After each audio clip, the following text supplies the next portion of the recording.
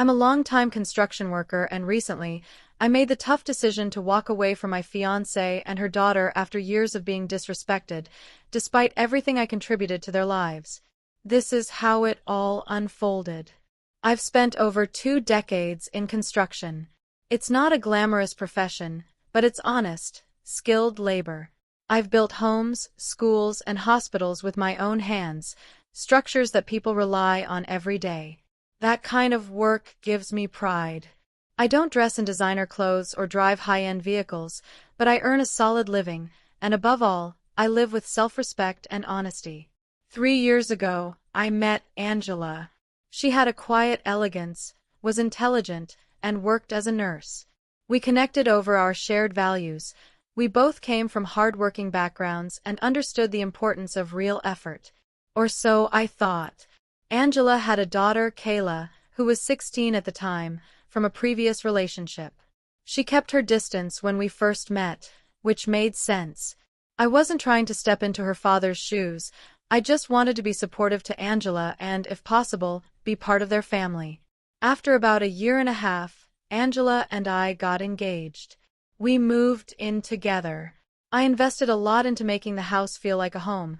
I renovated the basement into a livable space, repaired the roof, redid the kitchen, all with my own money and labor. When Kayla's biological father stopped contributing to her private school tuition, I covered the rest without hesitation. Angela was hesitant to ask, but I told her, "This is for our family." That word meant something to me.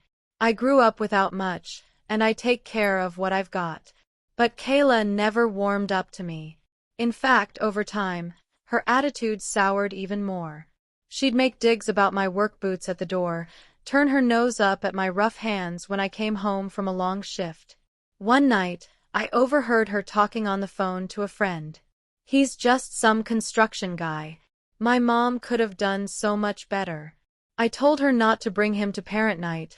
I don't want people thinking he's my stepdad.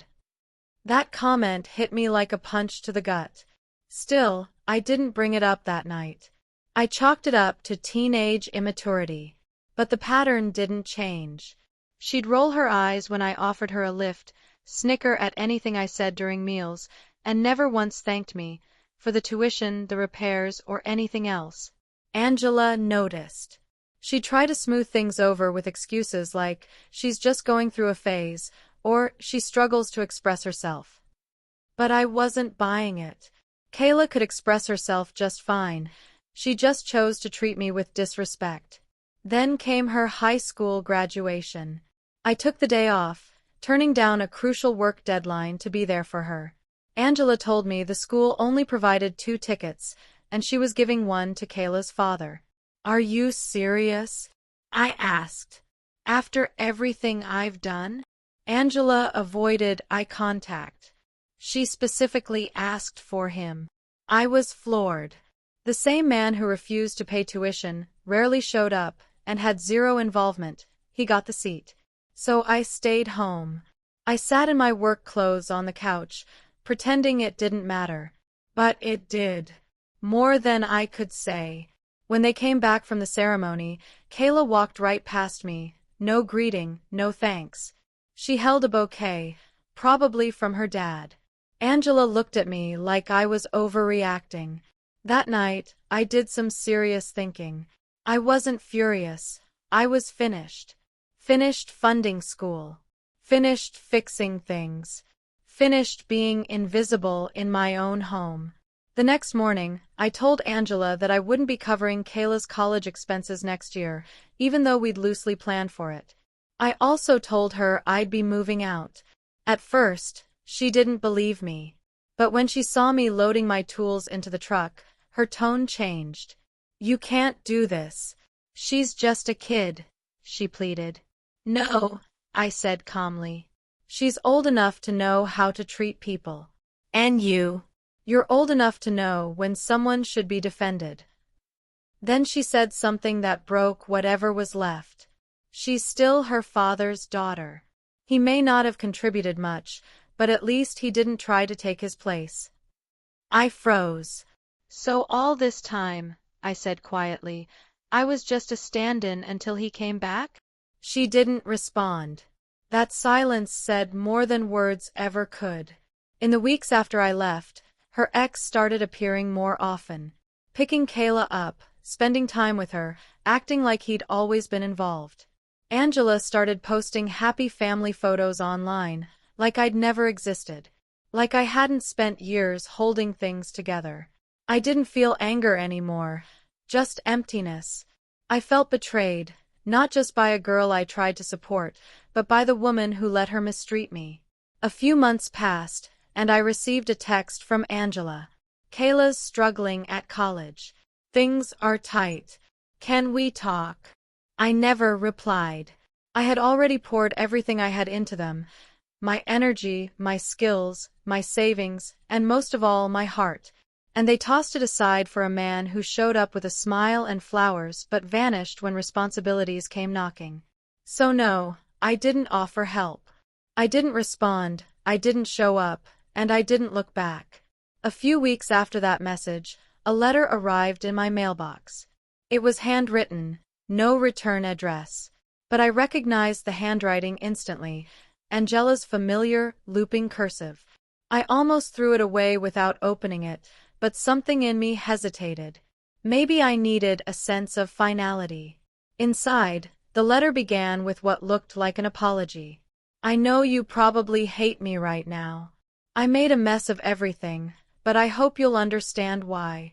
She went on to explain that, deep down, she'd always wished Kayla's father would eventually become the man they needed him to be. That she hoped her daughter would have a bond with her biological dad. And that every time I stepped up and filled those gaps, it only reminded her of how much he failed, and that made her feel ashamed and conflicted. I never meant to let you be taken for granted, she wrote. I just didn't know how to balance gratitude with loyalty to Kayla's vision of her family.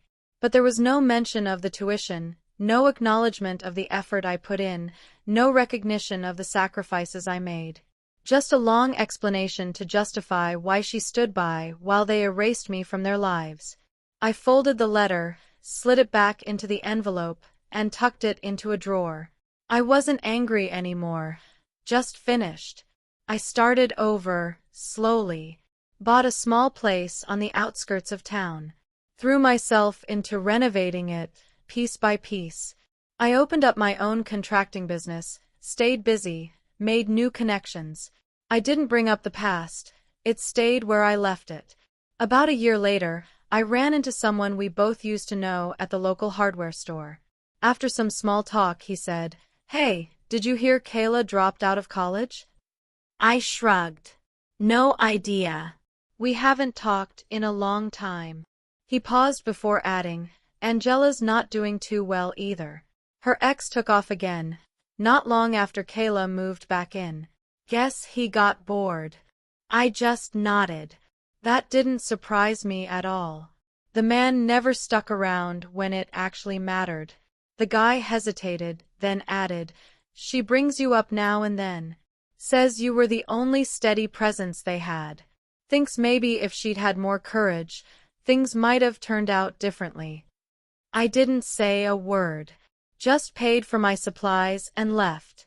That evening, I sat on my porch, sipping a beer, staring at the fence I'd just finished building. There was a stillness in the air. No tension. No raised voices. No one taking advantage of me. Just quiet. Just peace. Then I heard tires crunching on the gravel driveway. A car rolled up slowly and stopped in front of my house. Kayla stepped out. She looked older, thinner, worn down by life in a way that made her seem more human. But her face still carried that guarded look she always had when she wasn't sure how to behave. I stood up, but didn't move toward her. "I know I don't deserve to be here," she began, voice unsteady. "But I needed to say something. Mom doesn't know I came." I waited. "I was terrible to you," she admitted. "I thought being loyal to my dad meant shutting you out. But he left. Again. You were the one who stayed, and I treated you like garbage." The silence between us stretched long. She looked down at the gravel. I dropped out. I couldn't afford the tuition anymore. And honestly, I didn't even know why I was there. I was chasing something I thought would make them proud. But they're gone. Both of them. I didn't know how to respond. A part of me wanted to say it was too late, that apologies didn't undo damage. But I looked into her eyes and saw something I had never seen before: accountability. I don't expect forgiveness, she said. I wanted to thank you for everything you did, for being there, even when I didn't deserve it.